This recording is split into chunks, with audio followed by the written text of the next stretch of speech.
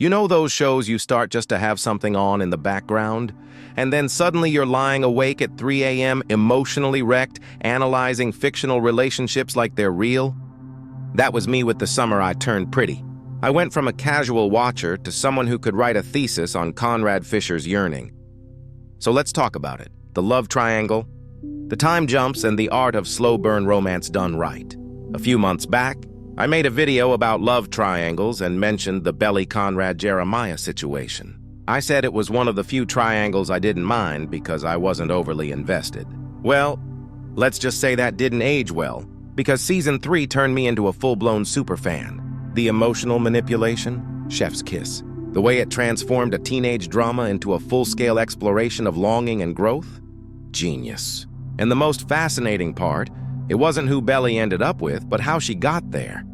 Going into the final season, it was clear that Conrad was the end game. The story had been steering that way from the beginning, but the real question was, how could the writers make him the victor without making Belly seem fickle or Jeremiah seem disposable?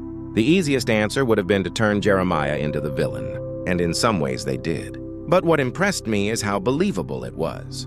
It wasn't cartoonish villainy. It was rooted in who he was, a 21-year-old guy still figuring out who he is after losing his mom. His mistakes weren't evil. They were real. Jeremiah's arc starts with immaturity. He's in college, living in a frat house, skipping classes, in credit card debt, jealous of Belly's opportunities. He reacts to conflict by running away or finding validation somewhere else. He's still a boy looking for comfort in the easiest places. And it makes sense. He's young. He's lost. He needs love like oxygen. But that's exactly why he and Belly could never work. She became his caretaker, not his partner.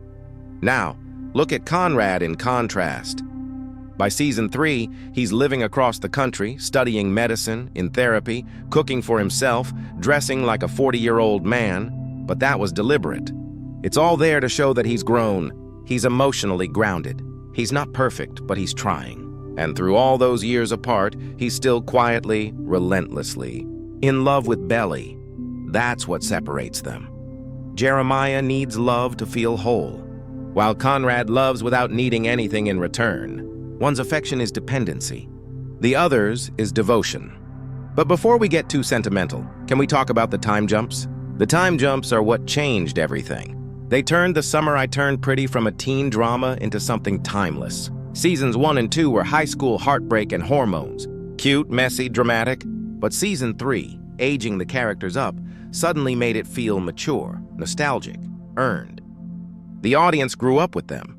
The actors aged into their roles. And that shift from puppy love to lifelong yearning completely redefined the tone.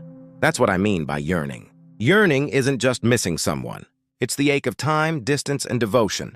It's when love lingers quietly for years and still feels alive. Conrad's love isn't performative. It's patient. It's quiet. It's selfless. And maybe that's why every woman watching collectively lost her mind. Because deep down, we all crave that kind of love, the kind that doesn't fade when it's inconvenient, the kind that waits. Think about it. Conrad doesn't chase Belly when she's happy with Jeremiah. He doesn't interfere. He stands back, lets her live her life, even when it kills him.